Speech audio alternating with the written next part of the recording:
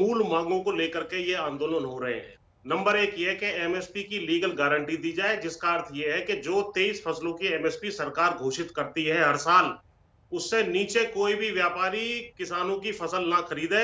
MSP का अर्थ ये होता है कि वो मिनिमम सपोर्ट प्राइस है, जो लागत मूल्य लगा करके बीज, खाद, तेल, पानी लगा करके किसान ने अपनी फसल पैदा की है, उसका मेहनताना उसको अवश्य मिलना चाहिए, उससे नीचे उसको घाटा होता है, पहली बात।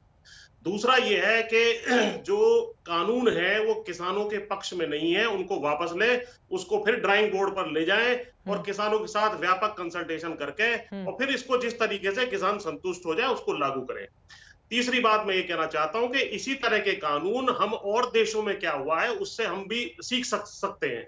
लंदन स्कूल ऑफ इकोनॉमिक्स की एक स्टडी आई थी जो हिंदुस्तान टाइम्स से उस विषय में छपा था, जिसमें बताया था कि कीनिया में भी इसी प्रकार के कानून जब लागू किए गए थे तो उसमें किसानों की आमदनी गिर गई और इन्होंने शब्द जो इस्तेमाल किए हो क्या कि किसानों को अपने बर्तन भांडे बेच करके अपने घर के खर्चे चलाने पड़े। They sold household goods assets to maintain their day to day consumption. ये मैं आपके स्क्रीन पर दिखा रहा हूं। इसके अलावा एक स्टडी जो है यूनिवर्सिटी ऑफ पेंसिल्वेनिया की आई थी, जो हिंदुस्तान टाइम्स में 19 दिसंबर 2020 को छपी थी, जिसमें बताया था कि पंजाब और बिहार का उन्होंने कंपैरिजन किया था। बिहार में इसी प्रकार से मंडी समाप्त करने का काम किया गया था, तो बिहार के मुकाबले पंजाब मतलब बिहार के किसानों को अपनी फसलों के 30% तक कम दाम मिलते हैं। ये स्टडी भी आपके स्क्रीन पर दिखाई दे रही है। ठीक है। तो ये तमाम इसमें कानून में प्रावधान ऐसे हैं जिसकी वजह से मंडियां कमजोर होंगी जो एपीएमसी की है, या समाप्त हो सकती हैं या बंद हो सकती हैं, जैसा कि मध्य प्रदेश में भी के लिए तो तैयार है ना। यही तो सवाल है चौधरी पुष्पेंद्र सिंह जी। वो कह रहे हैं कि जहां पर कमी है हम संशोधन के लिए तैयार हैं, लेकिन सिरे से पूरे कानून को खारिज कर देना, संसद से पास हुआ जो कानून है। विजय सरदाना जी, इस पर मैं आपकी टिप्पणी चाहूंगी। देखिए, आप कृषि विशेषज्ञ हैं, राजनीति अपनी ओर जारी है, सरकार के अपने तर्क हैं और किसान जो आंदोलन कर रहे हैं उनके अपने तर्क, लेकिन कृषि विशेषज्ञ होने के नाते इस कृषि कानून पर आपका क्या टेक है? देखिए, मैं आपको दो तीन बातें कहना चाहूंगा विद उदाहरण, तो मेरे को टाइम दीजिएगा। दर्शन पाल जी ने, मैं पहली बार दर्शन पाल जी के साथ पैनल पे हूं।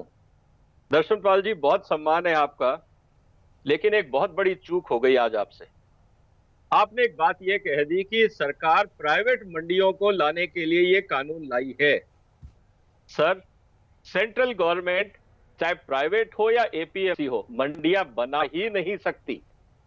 आप इस कानून में भी पढ़ लीजिए, सेक्शन एम पार्ट 2, उसके अंदर बहुत क्लियर लिखा है कि प्राइवेट मंडियां भी राज्यों का अधिकार क्षेत्र है।